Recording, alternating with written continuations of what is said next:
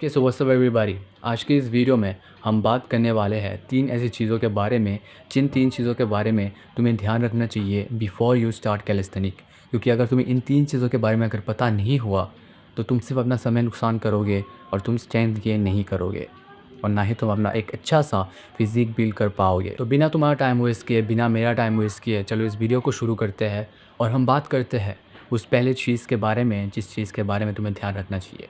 तो ये पहली चीज़ है तुम्हारा फॉर्म। देखो, कैलिस्थेनिक्स में तुम कोई भी एक्सरसाइज कर रहे हो, अगर उस एक्सरसाइज में तुम्हारा फॉर्म सही नहीं हुआ, तो चाहे तुम कितने भी रेप्स लगा लो, चाहे तुम कितने भी ट्रेन कर लो अपने बॉडी को, तुम्हारी बॉडी नहीं बनने वाली, ना ही तुम स्ट्रेंथ गेन करने वाले हो। इसीलिए तुम्हारा फॉर्म सही रहना बहुत ही ज़्यादा ज़रूरी है। और सबसे बड़ी बात, अगर तुम्हारा फॉर्म सही नहीं हुआ, तो तुम्हें इंजरी होने के चांसेस बहुत ही ज़्यादा होंगे।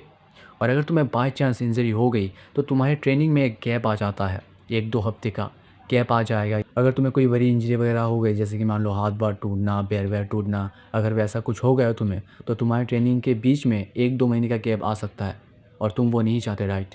इसीलिए अपने फॉर्म को सही रखना बहुत ही ज़्यादा ज़रूरी है। और ये सिर्फ कैलिस्थेनिक में ही नहीं है, तुम अगर जिम भी जाते हो, वहाँ जाके वेट लिफ्टिंग करते हो, तो वहाँ पर भी तुम अपने फॉर्म को सही रखने की कोशिश करो। इसलिए अपना फॉर्म का ध्यान रखो, क्योंकि अगर तुम अपना फॉर्म का ध्यान नहीं रखोगे, बाय चांस अगर तुम्हें परमानेंट इंजरी हो गई, तो तुम ज़िंदगी भर के लिए पछताओगे। तो ये थी पहली चीज़ जिसके बारे में हमने बात की। अभी जो हम दूसरी चीज़ के बारे में बात करने वाले हैं, वो थोड़ा बहुत पहले वाले से लिंक्ड है, ठीक है? तो इससे भी बहुत ही अच्छे से और गौर से सुनने की कोशिश करना। और ये जो चीज़ है, ये है अननेसेसरी रेप्स लगाना।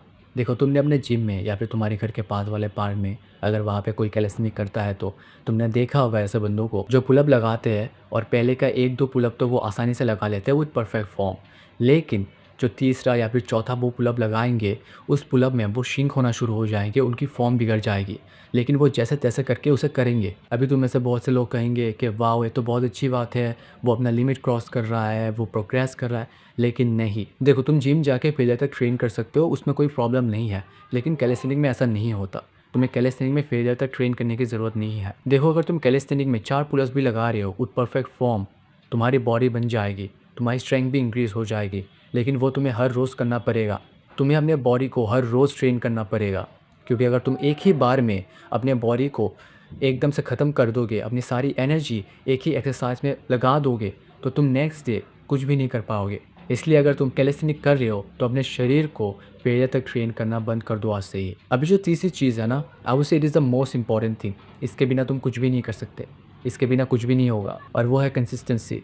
देखो, अगर तुमने कोई मोटिवेशनल सा वीडियो देख के, मोटिवेशनल सा सॉन्ग सुन के जाके अपने बॉडी को फेलियर तक ट्रेन कर लिया, और तुमने पिछले 3 दिन तक कोई भी ट्रेनिंग नहीं की, तो तुम्हारी बॉडी नहीं बनेगी। ऐसी बॉडी नहीं बनती मेरे दोस्त। देखो, अगर तुम आने वाले 30 साल तक हर रोज़ 5 पुलअप भी लगाओगे, तो तुम्हारी बीट पर बैक बिल्ड हो जाएगी। देखो, चाहे एक कैलिस्थेनिक हो, चाहे बॉडी बिल्डिंग हो, चाहे तुम्हारा कोई भी गोल हो, अगर तुम उस चीज़ में कंसिस्टेंट रहोगे, तो तुम्हें एक अच्छी रिज़ल्ट मिलेगी। तुम्हें वो रिज़ल्ट मिलेगा जो तुम्हें चाहिए।